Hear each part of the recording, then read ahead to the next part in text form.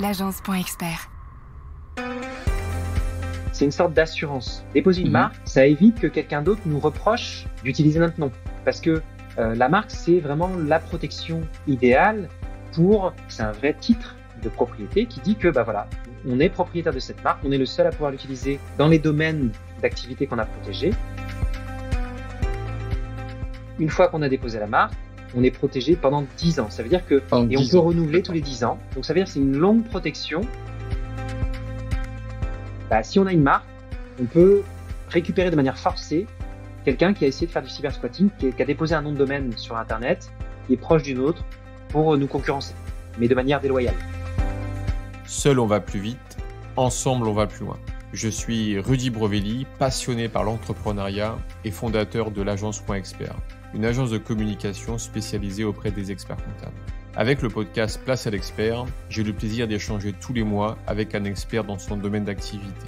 Un expert comptable, un notaire, un avocat, un assureur et bien plus encore. Mon objectif est de nous apporter un maximum de solutions et d'astuces pour faciliter et pour améliorer notre quotidien d'entrepreneur. Ensemble, grâce aux conseils de nos experts, faisons décoller notre business. Et tout de suite, place à l'expert. J'ai le plaisir d'accueillir ce mois-ci Yoma Goudisso, expert en droit des affaires et propriété intellectuelle. Il est avocat d'affaires depuis 2008, enseignant à l'Université de Montpellier depuis 2014. Il est actuellement avocat associé dans la structure LK Avocat qui a été créée en 2017.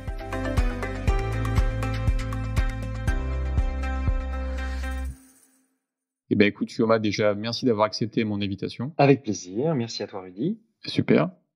Écoute Yoma, moi je te propose, j'ai souhaité plutôt en fait ton intervention dans Place à l'expert, car nous avons eu beaucoup de retours des entreprises TPE et PME qui se posent des questions sur l'importance de déposer son nom à titre de marque. En d'autres termes, doit-il se protéger ou pas? Je te propose que tu puisses nous donner en fait tes conseils en tant qu'expert sur ce sujet. Avec plaisir. Je pense qu'on peut du coup, donc la question c'est un peu de savoir si une entreprise peut ou doit déposer son nom à titre de marque, je suppose. Exactement. Pour ça peut être on peut rappeler quelques petits principes de base, à mon avis, que tes auditeurs pourront avoir en tête. Déjà, c'est pas obligatoire de déposer une marque. C'est-à-dire que si quelqu'un veut utiliser un nom, quel qu'il soit, un nom d'entreprise, le dépôt de la marque peut se faire, mais n'est pas obligé. Voilà. Donc ça veut dire qu'on peut vendre des produits, voire vendre des services, c'est un peu la même chose, sans avoir déposé de marque. Donc on peut utiliser un nom, quel qu'il soit, et puis se dire finalement ma marque, je vais pas forcément la déposer parce que je rentre pas dans les cases pour déposer la marque. D'accord. Alors juste, j'essaie d'avoir une précision par rapport à ce que tu viens de dire. Quand tu dis donc il faut pas forcément déposer, ça je peux l'entendre. Par contre, est-ce que tu conseilles la personne, avant de prendre n'importe quel nom, au moins peut-être de regarder si le nom existe déjà? Il y a peut-être un effet boomerang, c'est que si je ne consulte pas en fait les dépôts des marques et que je dépose une marque qui existe déjà, est-ce que j'aurais pas justement moi, à l'inverse, en fait là je suis dans la protection, mais là à l'inverse, j'anticipe en fait éventuellement un problème qui pourrait arriver en regardant si cette marque est disponible, et dans ce cas, si elle n'est pas utilisée, sans forcément l'enregistrer, la déposer, j'ai au moins une vision en fait que je peux utiliser cette marque. Qu'est-ce que tu en penses? Bien sûr, oui, c'est un bon réflexe, c'est-à-dire que c'est pas parce que on peut utiliser un nom sans forcément le déposer à titre de marque qu'il faut pas faire attention à certaines choses au départ. C'est-à-dire que déposer une marque, c'est une chose, ça nous assure une protection, et puis on va voir un petit peu après à quoi ça sert finalement de déposer une marque si c'est pas obligatoire. Parce que même si c'est pas obligatoire, il y a quand même des avantages certains à déposer une marque. Et du coup, qu'on veuille déposer sa marque à titre de marque, son nom à titre de marque, ou bien qu'on veuille juste utiliser son nom comme ça, il faut quand même faire attention à ce qui existe déjà et voir si un concurrent n'utilise pas le nom qu'on veut utiliser. C'est ce qu'on appelle les antériorités en droit. Ça veut dire que des concurrents ont pu, eux, déposer leur nom à titre de marque, ont pu, eux, utiliser leur nom à titre de société ou à titre de nom de domaine, ou bien l'utiliser peut-être sur les réseaux sociaux, etc. Bah, forcément, si quelqu'un s'est assuré une protection sur le nom qu'on veut utiliser, bah, cette personne-là a une antériorité qui pourrait venir nous bloquer dans l'utilisation de notre nom. Donc, qu'on veuille utiliser notre nom avec ou sans marque, il va falloir faire ces petites recherches. Et donc, c'est pour ça que moi, généralement, je conseille en tant qu'avocat de regarder quand même sur des bases de données. Alors, il y a des bases de données gratuites qui existent, et notamment ce qu'on appelle le site DataINPI, qui a été récemment renouvelé, remis à neuf, et qui permet de faire des recherches. D'accord. Donc c'est data.impi.fr, c'est ça? Ouais, tout à fait, exactement. Et ça permet de faire ces recherches, Ok, voir est-ce qu'un d'accord. concurrent n'utilise pas déjà mon nom. Typiquement, bah voilà, on sait que la marque Apple, elle a déjà été déposée, donc on va pas se prendre le danger d'utiliser cette marque-là. Alors ça, c'est un cas spécial parce que c'est une marque de renommée, c'est une marque très connue. Mais n'importe qui voudrait utiliser un nom, bah, il faut toujours Mhm. faire attention à regarder avant s'il n'y a pas des concurrents qui utilisent notre nom dans notre domaine d'activité. Ça, c'est important. Et pour aller au-delà quand même, pourquoi? Parce que on peut avoir des protections quand on dépose une marque. Ça nous donne une vraie protection sur tout le territoire français, et ça peut nous protéger, et on verra dans quelle mesure ça peut nous protéger. Mais parfois, même si quelqu'un n'a pas déposé de marque, mais utilise son nom en tant que dénomination sociale. La dénomination sociale, c'est le nom de société quand on s'immatricule, et donc par exemple, je crée une SARL, une SAS, je vais avoir à choisir une dénomination sociale. Bah, cette dénomination sociale, elle offre une mini protection Mhm. aux personnes Mhm. qui utilisent ce nom. Donc ça veut dire que si quelqu'un avant nous a déposé ou a créé une société et a utilisé une dénomination sociale qui se rapproche du nom que je veux utiliser, attention. Tout comme si quelqu'un avant nous a déposé un nom de domaine donc sur internet, un .com, un .fr, qui est très proche aussi de ce qu'on veut utiliser comme nom et qui est dans le même secteur d'activité, attention. Et ça veut dire quoi? Ça veut dire aussi que si quelqu'un utilise un nom, mais ne veut pas le déposer à titre de marque pour X ou Y raison, mais que cette personne a quand même créé une société avec ce nom, donc en tant que dénomination sociale, et a peut-être déposé un nom de domaine sur Internet avec ce nom, mais il aura quand même des mini-protections qui ne seront pas aussi fortes comme protection qu'une vraie marque, mais ça reste quand même des protections. Ça, c'est bon à savoir. D'accord, d'accord. Alors je vais juste rebondir et avoir une précision sur un point. C'est, par rapport à tout souvent tu as employé le mot «même secteur». La question c'est si je dépose une marque, si je dépose, pas dépose, mais si je crée une société qui a un Mhm. nom et que ce nom en fait est déjà utilisé, mais pas, comment dire? Pas par un concurrent direct, Ouais. par une société, mais qui ne fait pas du tout la même chose en fait que moi en Mhm. fait que je décide, de créer. Est-ce que là, en fait, je peux avoir des problèmes? Alors, bah, si quelqu'un effectivement a déposé sa marque ou utilise déjà le nom dans un domaine qui est totalement différent du nôtre, bah, alors là, alors évidemment, il faut faire une petite évaluation en fonction du cas précis, mais ce qu'il faut savoir, c'est que des concurrents peuvent utiliser le même nom euh, tant qu'ils sont pas dans une vraie concurrence. Alors, c'est pour ça que peut-être le mot concurrent est pas le bon. On va dire que deux entreprises peuvent utiliser le même nom du moment qu'ils sont pas dans un même secteur. Ça veut dire quoi? Ça veut dire que, Même secteur. ouais, c'est un même secteur. Alors après, bah, forcément, on évalue est-ce que c'est un même secteur, est-ce que c'est proche, est-ce que c'est éloigné. Il faut quand même que ça soit assez éloigné pour pas qu'il y ait de risque de confusion. Mmh mh. On va dire du moment qu'il y a un risque de confusion à se dire que bah, un client pourrait se dire tiens, euh, finalement, c'est le même nom ou proche, et ben finalement, les deux noms viennent de la même société. Il y a un risque. Et Ouais, je s'il y a un risque comprends. de confusion, là, dans ces cas-là, c'est risqué. Mais par exemple, un cas typique, bah, Montblanc, la marque Montblanc, elle était utilisée aussi bien pour des crèmes glacées, enfin des crèmes de dessert, que pour des Mmh mh. stylos à plumes, par exemple. Bah, on voit que c'est des secteurs tellement différents qu'on peut utiliser cette marque-là dans différents domaines. Et c'est pour ça que si on fait attention, on verra qu'il y a plein de marques qui finalement sont utilisées par plusieurs entreprises, mais dans des domaines qui sont vraiment pas du tout concurrents, ce qui fait qu'il n'y a pas de risque de confusion. Et dans ces cas-là, bah, les différentes entreprises peuvent utiliser le même nom puisqu'elles ne sont pas dans le même secteur d'activité. Donc c'est possible. D'accord, d'accord, d'accord. Donc ça veut dire que ce qu'on peut conseiller en fait, à une personne qui souhaite soit créer son entreprise ou soit créer une nouvelle marque, c'est de regarder vraiment son environnement. Après, reste à lui, en fonction, là, ce qu'on va échanger ensemble, de déposer ou pas la marque.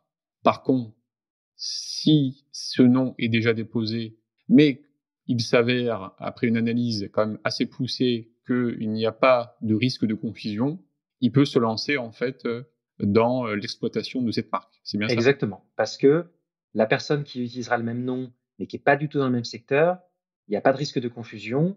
Bah, cette personne-là ne pourra pas venir nous empêcher d'utiliser la marque ou de déposer notre marque ou d'utiliser notre nom, même sans avoir de dépôt. Alors là, c'est peut-être important justement on se dit, OK, on peut utiliser son nom d'entreprise sans forcément déposer une marque, mais bon, à quoi ça sert du coup de déposer une marque et pourquoi est-ce que tant d'entreprises déposent leur marque finalement? C'est ça? Bah, il y a plusieurs avantages, on va dire, et plusieurs raisons pour ça. La première raison, c'est qu'une marque, bah, ça empêche quelqu'un d'autre d'utiliser le même nom dans notre secteur d'activité, justement. Ça veut dire quoi? Ça veut dire que si jamais je dépose une marque Mmh. dans un secteur, j'en sais rien moi, par exemple, bah, justement, je dépose ma marque dans le secteur en tant qu'avocat, je dépose ma marque, mon nom à titre de marque, Mmh. bah, je vais pouvoir empêcher un autre cabinet d'avocats d'utiliser le même nom que moi. Ça, c'est la première chose. Donc, c'est une sorte d'exclusivité. J'empêche un concurrent d'utiliser le même nom. Première chose. Ensuite, c'est une sorte d'assurance. Déposer une Mmh. marque, ça évite que quelqu'un d'autre nous reproche d'utiliser notre nom. Parce que la marque, c'est vraiment la protection idéale c'est un vrai titre de propriété qui dit que, bah voilà, on est propriétaire de cette marque, on est le seul à pouvoir l'utiliser dans les domaines d'activité qu'on a protégés. Et donc, ça, c'est un peu un certificat qui dit, OK, j'ai le droit d'utiliser cette marque-là. Alors évidemment, si le dépôt a été bien fait. Parce qu'après, il y a des dépôts qui sont bien faits, moins bien faits. Donc, si on a bien déposé notre marque comme il faut, eh ben, on pourra dire, moi, en fait, j'ai une sécurité. Je sais que personne ne viendra m'empêcher d'utiliser mon nom. Alors que si on dépose pas de marque, bah, on aura toujours peut-être quelqu'un qui viendra déposer la marque qu'on utilise et du coup, peut-être voudrait venir nous titiller en nous disant, bah écoute, toi tu utilises ton nom certes, tu l'avais pas déposé à titre de marque, moi je le dépose à titre de marque et donc je viens un peu t'embêter. D'accord. En déposant sa marque, ça crée l'assurance de pas être embêté par quelqu'un d'autre qui voudrait venir nous embêter sur ce nom-là, par exemple. Et puis, En fait, je ouais, bien oui, sûr, vas-y. si. Vas-y. Non, et puis le troisième avantage un peu, c'est qu'une marque, ça se valorise après. C'est-à-dire que, ça a une valeur, c'est un droit de propriété intellectuelle qui est un élément incorporel qui a une valeur dans un bilan, dans une société et on peut le vendre. On peut vendre sa marque, on peut la louer et puis on peut créer si on veut créer une franchise après ou créer un réseau, bah, c'est grâce à la marque qu'on va créer ce réseau-là. Donc ça va prendre de la valeur. Il y a énormément d'entreprises où la marque finalement, elle a une vraie valeur. C'est souvent en plus dans les entreprises évidemment qui ont un peu d'immatériel, c'est-à-dire, des logiciels, des sites internet, du luxe ou des choses comme ça. Bah, la marque, c'est vraiment un élément essentiel Mmh. pour l'entreprise et donc ça se valorise. Voilà aussi. Mmh. D'accord. Si je comprends bien, en fait, c'est, le dépôt serait juste pour se protéger au cas où, Mmh. si jamais ça doit arriver, comme un peu comme une assurance, en fait. Je m'assure, contre pour, l'incendie dans mes bureaux. Bon, bah, c'est au cas où, s'il y a un incendie, je sais que je serai assuré. Bon, là, c'est un petit peu pareil, si je comprends bien. C'est je me protège au cas où, Bah, c'est ça? pour ceux qui se disent: «Oh, est-ce que vraiment j'ai besoin de déposer une marque?» Le dépôt permet d'être comme une assurance effectivement. Oui. Après, il y a vraiment l'aspect Si pour on veut aller beaucoup. beaucoup plus loin. Ouais, pour beaucoup, il y a l'aspect, la marque, ça offre une exclusivité. Je suis le seul sur mon marché à utiliser mon nom et souvent, c'est ça le but premier quand même d'une marque. C'est je suis le seul à pouvoir utiliser mon nom et je peux empêcher les autres d'utiliser mon nom. D'accord. Ouais, c'est ça l'avantage premier quand même de la Et marque. donc ça sert à en fait, ça sert à se Ça sert défendre. à se défendre effectivement et à attaquer. C'est-à-dire que si quelqu'un utilise mon nom, bah, je vais pouvoir lui dire, «Coco, écoute, moi j'ai déposé mon nom à titre de marque. Je voudrais que tu n'utilises pas toi, ce nom-là, pour ton entreprise, donc que tu changes de nom, par exemple. Sinon, je peux aller plus loin effectivement et puis faire une action contrefaçon de marque, par exemple. D'accord, d'accord. Et donc alors justement, par exemple, comment en fait on peut se protéger? Comment on protège une marque? C'est quoi les étapes? Alors qu'est-ce qu'on fait? Alors, si on veut protéger une marque, c'est pas très compliqué dans le processus. Il y a des, on va dire, des choses juridiques à faire, comme par exemple déposer un brevet, c'est très complexe, c'est très coûteux. Déposer une marque, ça se fait assez facile. Donc, il y a plusieurs étapes. La première, on en revient, c'est est-ce qu'il y a des antériorités gênantes? Ça veut dire, est-ce que quelqu'un avant moi a fait des choses avec ce nom-là? L'utilise à titre de dénomination sociale, l'utilise à titre de nom de domaine, a déjà déposé une marque. Ça, il faut vraiment faire cette recherche pour savoir si est-ce que ce nom-là, il est disponible pour être déposé à titre de marque ou pas. Parce que si jamais on se trompe là-dessus, ben, on va peut-être déposer notre marque, ok, notre nom, mais si on n'a pas fait cette recherche de manière très précise, ben, cette personne-là qui avait le nom avant nous va pouvoir nous empêcher d'utiliser notre marque quand même. Donc ça, c'est vraiment un préalable indispensable.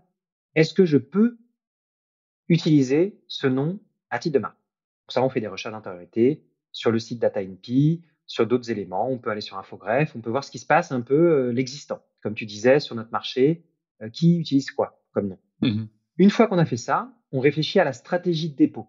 C'est-à-dire, on va se poser la question, j'ai vu que mon nom, je peux l'utiliser, ou alors que je peux pas forcément l'utiliser exactement comme je veux, mais que j'ai des possibilités d'utiliser un petit peu différemment. Et donc, je vais me poser comme question, qu'est-ce que je dépose à titre de marque? Est-ce que c'est juste mon nom? Est-ce que je dépose mon nom et un logo? Est-ce que je vais déposer ma marque en noir et blanc, en couleur? Est-ce que je vais déposer ma marque pour un secteur d'activité, donc une catégorie de produits ou services, donc ce que je fais comme activité par exemple, ou est-ce que je vais déposer ma marque pour des catégories de produits que peut-être je pourrais vendre à moyen terme? Parce que je sais que pour l'instant, je vends des t-shirts, mais que demain, peut-être que je voudrais vendre des mugs. Bah, dans ces cas-là, est-ce que je vais pas finalement aussi déposer ma marque pour des mugs et pas que des t-shirts? Donc ça, c'est une réflexion qu'il faut faire. Donc ça, c'est une réflexion avant le dépôt parce que le dépôt, là où on va choisir les secteurs d'activité, c'est là où on va choisir si on dépose le nom, le logo, comment on fait et qu'est-ce qu'on protège finalement. Et puis après, une fois qu'on a calé un peu tout ça, D'accord. eh ben, c'est un dépôt auprès de l'INPI, en France en tout cas. C'est l'office qui permet de déposer la marque. Et une fois qu'on a déposé la marque, on est protégé pour 10 ans. Et pour ça, évidemment, pendant 10 ans. Ça veut dire Pendant et on 10 peut ans. renouveler tous D'accord. les 10 ans. Donc, ça veut dire que c'est une longue protection et ça coûte pas grand chose. C'est-à-dire que si on se débrouille tout seul, si on a fait cette analyse de recherche d'antériorité, si on a bien la bonne stratégie de dépôt de marque, eh bien, on peut déposer tout seul auprès de l'INPI notre marque et ça coûterait dans ces cas-là 190 € pour une classe, c'est-à-dire une catégorie de produits ou de services, 190 € et 40 € D'accord. par catégorie supplémentaire qu'on peut rajouter si justement on veut protéger notre marque, pas que sur une seule catégorie de produits parce que peut-être on fait plusieurs choses ou peut-être que demain, on en viendra à avoir plusieurs activités en utilisant le même nom. Et donc, dans ces cas-là, c'est 40 € en plus des 190 €, 40 € par catégorie de produits et services qu'on appelle les classes de produits. Et ça, il y en a 45 classes, donc on D'accord. pioche parmi tout ça en fonction de ce qu'on veut réellement faire. Et puis, si on veut s'assurer d'avoir une bonne assurance, donc de bien protéger sa marque, et si on fait par exemple appel à un avocat, il faut compter quelques centaines d'euros supplémentaires pour être accompagné pour tout ce travail-là de dépôt de la marque auprès de l'INPI, en plus des frais on a évoqués. D'accord. Alors, juste une petite précision par rapport à ça. On est en 2021, je dépose ma marque avec, une classe et la société se développe. 2-3 ans après, je me rends compte que l'activité, en fait, a développé, plusieurs services, donc il y a des classes qui ne sont pas, protégées. Est-ce que je peux faire un effet rétroactif et comment ça fonctionne? Est-ce que je peux revenir sur ma marque en disant: «Bah, tout compte fait là, 2 ans après, je dois, comment dire, prendre 2-3 classes supplémentaires?» Comment ça marche? Alors, c'est une bonne question parce que quand on fait un dépôt, on considère que ce dépôt, il est définitif. Alors, à un instant T, D'accord. on peut diminuer le dépôt, c'est-à-dire qu'on a fait un dépôt dans 5 classes, mais on se rend compte que finalement ces classes, on les utilise pas toutes parce que on fait pas tout ce qu'on voulait faire au départ. Donc on peut enlever des classes. Donc notre marque, elle peut diminuer, mais elle peut pas augmenter. Ça veut dire que si jamais je suis sur un nouveau secteur d'activité, j'ai envie de faire autre chose, je peux par contre déposer une nouvelle marque avec les classes que au début j'avais pas prévues par exemple. C'est possible. D'accord. C'est-à-dire que tu déposes le même nom, mais avec d'autres Tout classes, à c'est fait, bien ça? tout à fait. Et bah, là, il D'accord. En fait, on ne peut pas non, modifier en on peut fait pas un modifier existant, c'est l'existant, ça? sauf à diminuer l'existant. Le champ de l'existant, on peut le diminuer, mais on peut pas D'accord. l'augmenter. Et donc ça veut dire qu'il faut redéposer dans Mais ces pas cas-là une nouvelle l'augmenter. marque. Donc on D'accord. redépense 190 € plus les 40 € par classe. Maintenant, là où il faut faire attention, c'est que c'est pour ça que ça s'anticipe un minimum, c'est que bah, si entre-temps, si par exemple je le fais 3 ans plus tard et que je veux utiliser ma marque dans un domaine totalement différent, bah, peut-être que est-ce que quelqu'un d'autre n'est pas venu entre-temps, durant ces 3 ans, et n'a pas utilisé Entre-temps, ce ouais. nom à titre de marque ou à titre de dénomination sociale, dans cette nouvelle activité. Et bah, c'est là où il faut faire attention, c'est qu'entre-temps, peut-être que quelqu'un s'est glissé, pour, justement, à peut-être déposer sa marque et donc dans ces cas-là, moi, je pourrais plus déposer la mienne. Donc il faudra refaire une recherche d'antériorité quand même pour s'assurer que, bah, durant ces 3 ans, il n'y a pas eu de nouveauté, il n'y a pas eu quelqu'un qui est venu et qui, pourrait nous embêter, sur ce nouveau dépôt. Voilà un peu. Et ça arrive très souvent. Ça arrive très souvent parce que Je comprends, ouais. quand on Mmh. regarde par exemple L'Oréal, ils ont Eh dû oui. déposer, alors j'ai pas envie de dire de bêtises, je me souviens plus, mais ils ont peut-être dû déposer plus de 20 000 marques. Et souvent, une même société va déposer D'accord. plusieurs fois la même marque, mais on se rendra compte que c'est pas pour les mêmes classes. Peut-être, une À marque, on va la différentes déposer avec classes. un logo, l'autre Mmh. sans, et cetera. On a différents types de protections qui se font dans le temps et ça vient au fur et à mesure. Mmh. Est-ce que tu conseilles, quand là on a indiqué anticiper, on va entre guillemets, d'être le plus large possible, même si on peut pas, on va dire, être dans la prédiction en disant: «Dans 3 ans, je vais faire ça», parce qu'on ne sait pas forcément peut-être que ce nouveau marché, serait ouvert et j'aurais fait ça. Mais peut-être être un peu plus large dès le départ pour éviter en fait de recréer en fait une marque avec, les 190 € qui coûterait au bout du compte moins cher, Oui, si on serait un petit peu plus large. un petit peu, c'est-à-dire que au moins, moi, quand, j'ai des clients et que, justement, ils veulent déposer une marque, bah, je leur on fait une sorte d'une interview un petit peu et on discute pour savoir qu'est-ce qu'ils font aujourd'hui. Qu'est-ce qu'ils vont faire à court terme? Qu'est-ce qu'ils vont faire à moyen terme? Le long terme, peut-être pas, parce que le long terme, on l'anticipe pas. Par contre, le moyen terme, on D'accord. peut un peu savoir dans quelle direction est-ce qu'on va. Et c'est important parce qu'on se dit dans ces cas-là, si à moyen Ouais, terme, dans 2, 3 ans, ouais.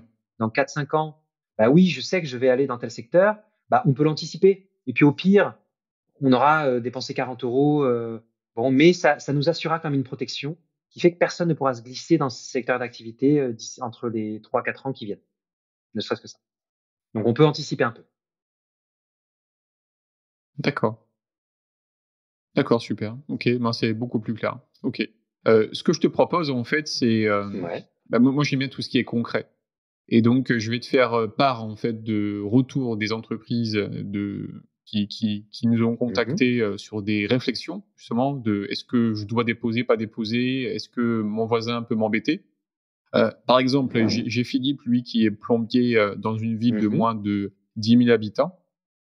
Il est vraiment dans une situation géographique très locale. C'est-à-dire que sa zone de chalandise, c'est 50 kilomètres autour, en fait, de sa ville.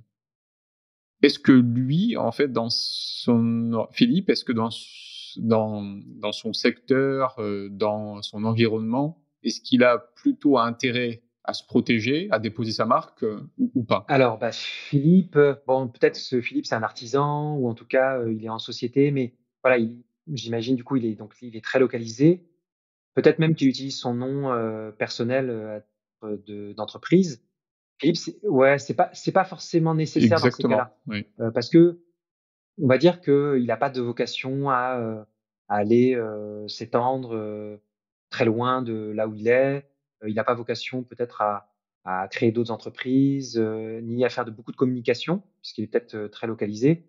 Donc c'est pas indispensable dans ces cas-là, à mon avis, de déposer une marque. Il aura déjà son nom qui sera, déposé ou entre guillemets «un petit peu protégé» si, c'est son nom personnel, évidemment. Et puis peut-être aussi si s'il a créé une société, bah, il aura une dénomination sociale. Mmh. Donc dans cette situation-là, ça me semble pas indispensable, quand c'est au niveau très local, de déposer une marque.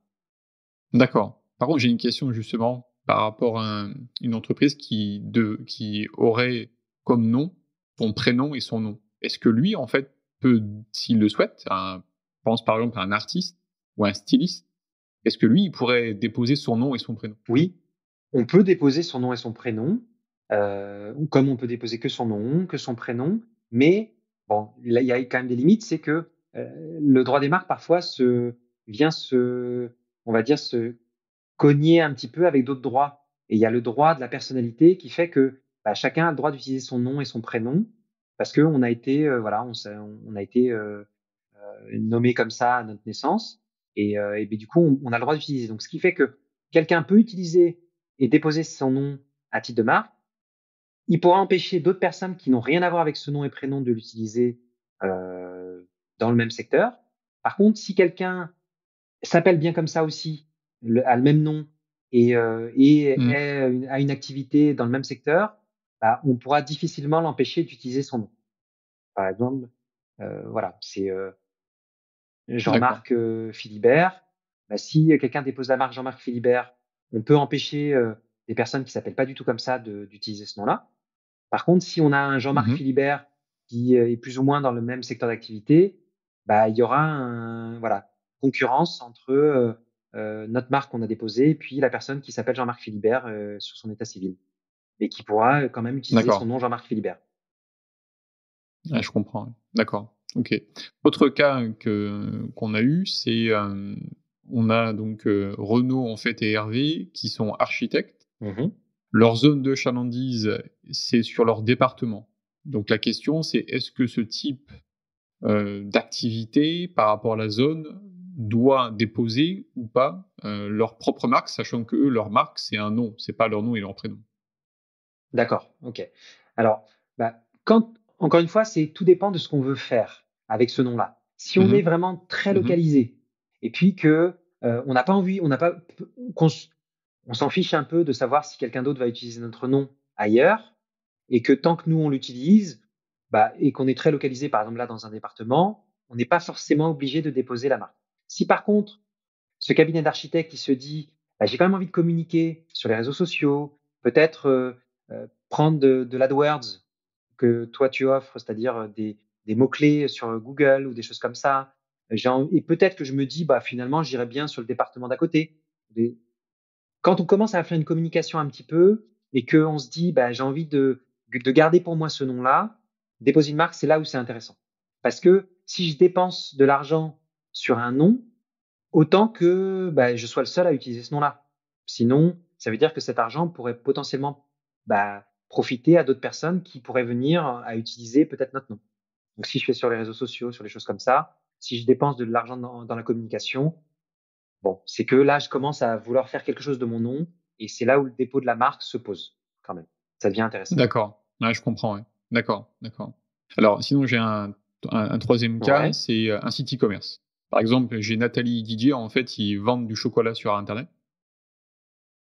Ils ont une livraison, en fait, une zone France, pour le moment. Là, dans ce cas de figure, moi, si je résume par rapport à notre échange, on les conseillerait fortement, en fait, à déposer leur marque, non? Oui, quand même, parce que alors même si, bah, Nathalie, elle a quand même, un nom de domaine, ça veut dire donc un .com, un Oui, .fr, donc il y a une mini protection.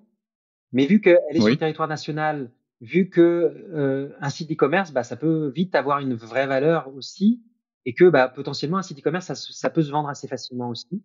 Bah, pour toutes ces raisons-là et notamment s'il y a une transmission, une vente qui se fait à un moment donné, bah, ça peut être intéressant de déposer la marque parce que ça garantira qu'on peut empêcher un concurrent d'utiliser le même nom, qu'on peut avoir la garantie qu'on sera les seuls à utiliser ce nom-là et puis surtout aussi, déposer une marque, ça renforce le nom et ça évite le cybersquatting. Alors le cybersquatting, c'était très à la mode il y a 15 ans, 20 ans parce que mais le oui. cybersquatting, c'est quelqu'un qui utilise un nom identique ou proche en utilisant un .org, la dénomination à la fin qui change.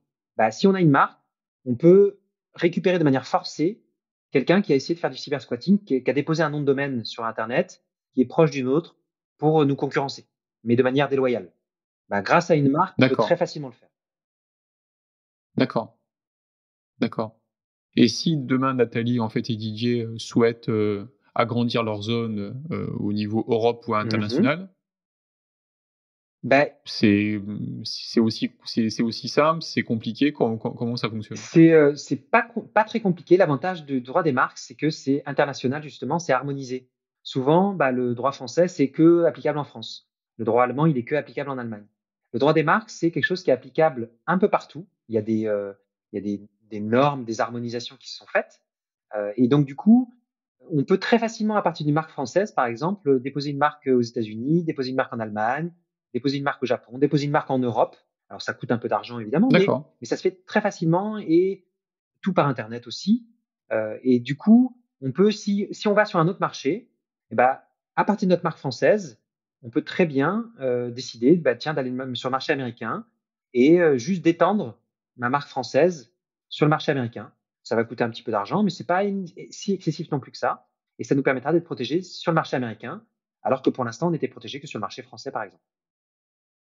D'accord. Alors, je vais juste, rebondir sur un point pour à la fois pour comprendre et pour avoir des éclaircissements. Je crée une société en France, mais mon marché n'est pas français, il est, par exemple, il est en Angleterre. Est-ce qu'avant, je dois déposer ma marque en France et après en Angleterre, ou je peux directement la déposer en Angleterre? Alors, on pourrait directement déposer la marque en Angleterre. Il suffirait de passer D'accord? dans ce cas-là, c'est ce qui m'arrive, hein. Moi, j'ai pas mal de clients qui veulent déposer dans un pays spécifique. Et puis parfois, Oui, on va pas faire une extension de la marque française, mais on va directement déposer une marque au Brésil, une marque aux États-Unis, qui ne dépendra pas de la marque française qu'on avait peut-être initialement. Et donc dans ces cas-là, on passe par un correspondant, donc on va dire un avocat par exemple au Brésil, un avocat aux États-Unis, qui vont faire le dépôt aux États-Unis, et puis comme si on faisait appel à un avocat en France pour déposer la marque en France, par exemple. Mais ça coûte plus cher généralement d'aller directement déposer une marque dans tel ou tel pays et donc passer par un correspondant que de déposer oui. sa marque en France et de l'étendre ensuite dans le dit pays. C'est souvent moins cher de passer par ça et plus simple. D'abord, je dépose ma marque en France et ensuite j'étends ma marque en Angleterre, aux États-Unis. Ouais. OK, je comprends. D'accord. OK, je comprends l'ordre les différentes étapes. Ouais, d'accord. Super. Si, je te donne une minute pour conclure, pour résumer, qu'est-ce que tu pourrais, comment dire, comment tu pourrais finaliser en fait cet épisode?